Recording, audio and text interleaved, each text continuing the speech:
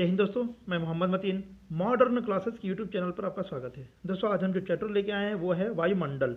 वायुमंडल यानी एटमॉस्फेयर का दूसरा पार्ट है। पहला पार्ट आपने देख लिया है, 50 प्रश्न थे, वो बहुत महत्वपूर्ण प्रश्नोत्तरी है दोस्तों। ये एसएससी बैंक, रेलवे समीक्षा अधिकारी, यूपी टेट, सीटेट, एनटीपीसी में बहुत बार पूछा गया, पूछेगा। चूँकि दोस्तों आजकल सबसे बड़ी प्रॉब्लम ये हो गई कि पर्यावरण को हम लोग हानि पहुँचाते जा रहे हैं, यानी कार्बन डाइऑक्साइड को उत्सर्जन करते जा रहे हैं, जिससे हमारा ग्लोबल वार्मिंग बढ़ती जा रही है। और देखा जाए तो जितने भी शीतलक प्रोडक्ट होते हैं उनका हम क्या कर रहे हैं, यूज़ कर रहे हैं, जिससे हमारा ओजोन लेयर डैमेज होता जा रहा है।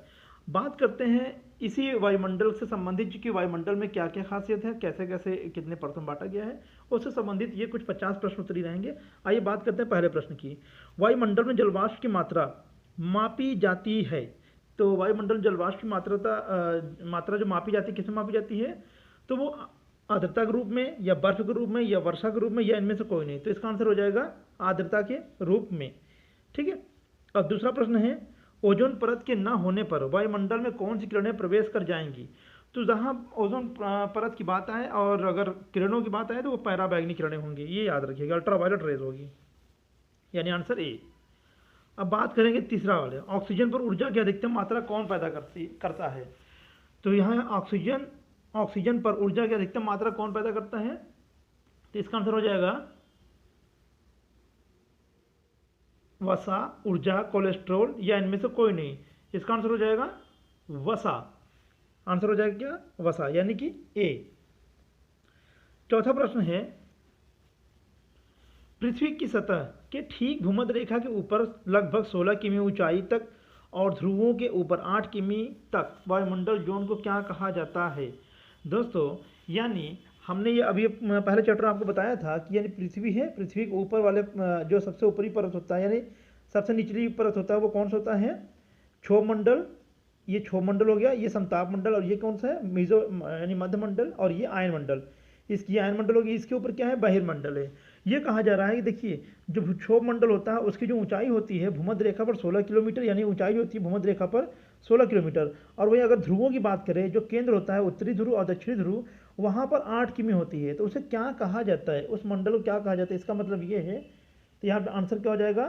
क्षोभ मंडल, यानी कौन सा मंडल हो जाएगा? क्षोभ मंडल, यानी सी। अब बात करते हैं पांचवें प्रश्न की, वायुमंडलीय दाब की इकाई क्या है? यानी वायुमंडलीय दाब की इकाई, वायुमंडलीय दाब जब मापा जाता है तो क्या उसको हम क्या बोलते हैं, क्या कहा जाता है? तो उसको हम बार कहते हैं, यानी उसकी यूनिट क्या है, इकाई क्या है? बार। जैसे लंबाई को हम सेंटीमीटर, मीटर मापते हैं, उसी तरीके से यहाँ पर जब वायुमंडलीय दाब को मापते हैं उसे हम बार कहते हैं। ठीक है। छठा प्रश्न है, किसकी उपस्थिति के कारण मानव शरीर उच्च वायुमंडलीय दाब के अंतर्गत भी बिना कुचला रहता है? तो वायुमंडलीय दाब वायु दाब के क्षेत्र में, या विषुवत रेखा पर, जलवाष्प तरल में, कोशिकाओं में तरल में। इसका आंसर हो जाएगा डी। आंसर क्या हो जाएगा? क्योंकि कोशिकाओं में तरल पाया जाता है, जिसके कारण ये होता है। सातवां प्रश्न है, ओजोन कितनी सांद्रता पर गंभीर फुफ्फुसी शोफ उत्पन्न करके मानव स्वास्थ्य को प्रभावित करता है? तो दोस्तों कैसे प्रभावित करता है ये? 9 ppm पर। आंसर बी हो जाएगा।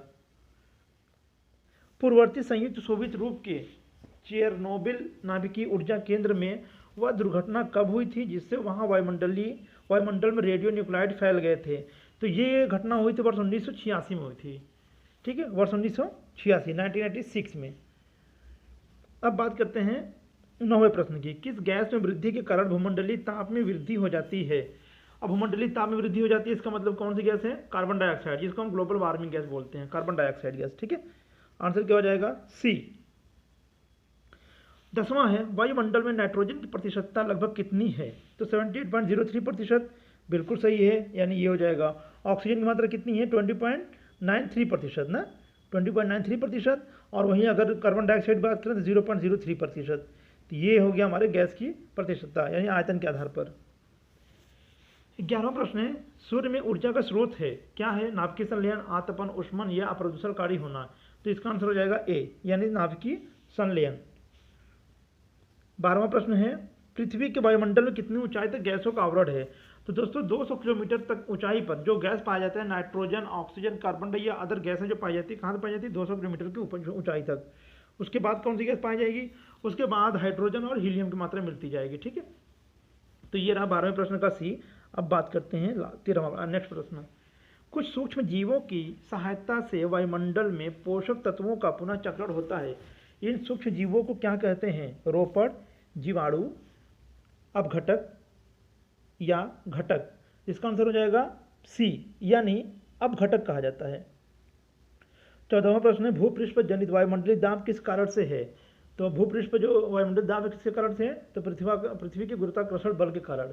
ठीक है, पृथ्वी की गुरुत्वाकर्षण बल के कारण। तो आंसर हो जाएगा बी।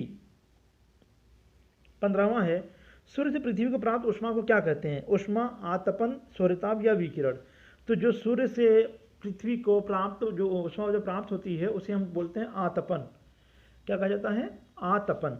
आंसर हो जाएगा इसका बी। 16वां प्रश्न है, ग्रीन हाउस गैसें हैं। देखिए इसमें वो सिलेक्ट करना है जिसमें जो ग्रीन हाउस गैसें हैं। जैसे आप डी वाला देखिएगा, कार्बन डाइऑक्साइड है, मीथेन है, नाइट्रोजन ऑक्साइड है और ये CFC यानी क्लोरोफ्लोरोकार्बन। देखा जाए ये सभी ग्रीन हाउस गैसें हैं, यानी आंसर हो जाएगा डी। 17वां प्रश्न, वायुमंडल के ऊपरी भाग में ओजोन परत किसके प्रति सुरक्षा कवच का काम करती है? तो हानिकारक सौर पैराबैंगनी विकिरण।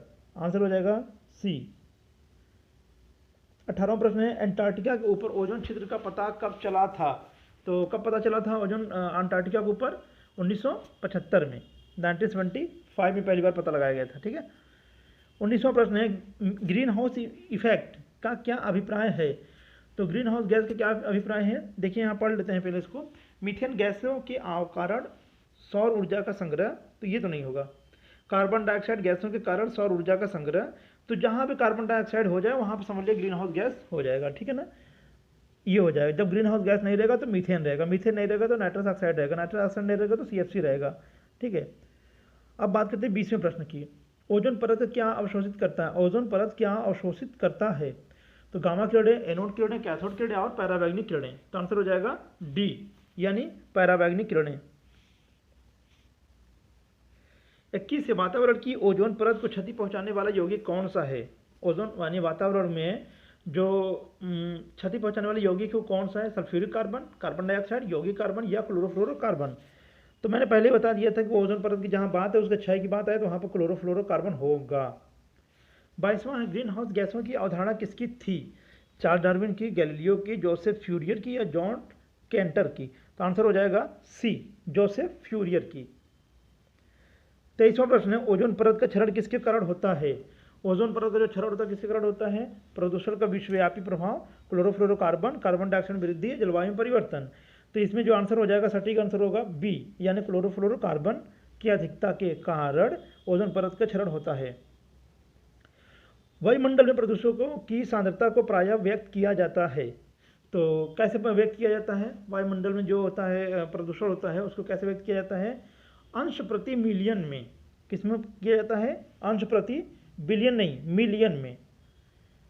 अब 25वां प्रश्न है, वायु में नाइट्रोजन का प्रतिशत कितना होता है? तो कितना होता है? 78.03%, यानी यहाँ पर 78.07 होना चाहिए, लेकिन नहीं दिया है तो आप 07, अगर नहीं दिया तो 03, जो सबसे करीब है उसको निशान लगाइए। तो आंसर हो जाएगा डी। 26वां प्रश्न है, पृथ्वी के ऊपर मौजूद वायुमंडलीय परतों की संख्या कितनी है? तो कितनी संख्या है? मैंने पहले बताया था, ट्रोपोस्फीयर, स्ट्रेटोस्फीयर, मेसोस्फीयर, आयनोस्फीयर और एक्सोस्फीयर। कितने हो जाएगा? 5, यानी कुल वायुमंडलीय संख्या कितनी है? 5। 27वां प्रश्न है, ग्रीन हाउस प्रभाव पृथ्वी के वायुमंडल को गर्म होना, इसका क्या कारण है? आवृत किरणें, ओजोन किरणें, वैश्वीकरण या कचरा। तो इसमें सबसे सिंपल सी बात है, आवृत किरणें। जो ग्रीन हाउस प्रभाव पृथ्वी के वायुमंडल गर्म जो करती है वो कौन सी है? सूर्य के जो द्वारा जो आने वाली किरणें होती है वो क्या करती हैं? पृथ्वी पर टकराती हैं और टकराने के बाद क्या होता है? कार्बन डाइऑक्साइड होती है, उसको हीट करती हैं, जिसके कारण हमारे एटमॉस्फेयर में गर्मी पैदा हो जाती है, जिसको हम ग्रीन हाउस प्रभाव भी कहते हैं। 28वां है, बादल किस कारण वायुमंडल में तैरते हैं? तो निम्न दाब के कारण, निम्न घनत्व के कारण या निम्न तापमान के कारण या निम्न स्थिरांकता के कारण। आंसर हो जाएगा निम्न घनत्व के कारण। अगर ज़्यादा घनत्व होगा तो ऊपर रह ही नहीं पाएगा, बादल नहीं रह पाएंगे, तो वो इसलिए वो हल्के होते हैं, इसलिए ऊपर चले जाते हैं, ऊपर जाते हैं और आपस में टकराते हैं तो वर्षा करते हैं। 29वां है, सौर ऊर्जा का एक सतत स्रोत है। सूर्य के वायुमंडल में कौन सी न्यूक्लिक फ्यूज हो जाती है? ए हीलियम, नाइट्रोजन, मीथेन और हाइड्रोजन। आंसर हो जाएगा हाइड्रोजन। अब बात करते हैं तीसरे प्रश्न की। सौर ऊर्जा का अधिकतम स्थिरीकरण किसके द्वारा किया जाता है? तो सौर ऊर्जा का अधिकतम स्थिरीकरण किसके द्वारा किया जाता है? कवक के द्वारा, प्रोटोजोआ के द्वारा, हरे पादप द्वारा या जीवाणु के द्वारा? आंसर क्या हो जाएगा इसका? हरे पादप के द्वारा, हरे पादप के द्वारा, यानी आंसर हो जाएगा सी। अब यहाँ बात करते हैं 31वें प्रश्न की, यानी सही उत्तर का चयन चुनिए जो वायुमंडल की परतों की क्रमबद्धता को दर्शाता हो। यानी ये कहने मतलब सबसे नीचे वाला मंडल, फिर उसके ऊपर वाला मंडल, फिर उसके ऊपर वाला मंडल कौन सा? देखिए पहले दिया है मध्यस्थ मंडल, यानी मध्यस्थ मंडल पहले तो आता नहीं, पहले ऐसे खत्म हो गया। फिर बी दिया है आयन मंडल, तो आयन मंडल पहले नहीं आएगा। अब सी दिया है परिवर्तन मंडल, तो परिवर्तन मंडल को हम क्षोभ मंडल भी कहते हैं, क्योंकि परिवर्तन मंडल सभी मौसमी घटनाएं होती है और मौसम का परिवर्तन होता है, इसलिए इसे हम परिवर्तन मंडल कहते हैं।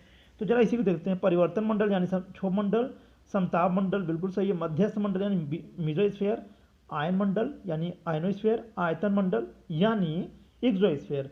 इसका मतलब है कि यहाँ पर आंसर क्या हो जाएगा? सी सही है। 32वां प्रश्न है, वायुमंडलीय नाइट्रोजन के भीतर नाइट्रेट का सूक्ष्म जीवीय विघटन यह कहलाता है, क्या कहलाता है? आंसर हो जाएगा विनाइट्रीकरण, विनाइट्रीकरण यानी आंसर बी, ये सही है। 33वां प्रश्न है, इंद्रधनुष तब बनते हैं जब सूर्य का प्रकाश, तो सूर्य का प्रकाश क्या होता है? वायुमंडल में वर्षा बूंदों पर गिरने से अपवर्तन और आंतरिक परावर्तन होने पर विकिरण हो जाती है, यानी इसका आंसर हो जाएगा बी।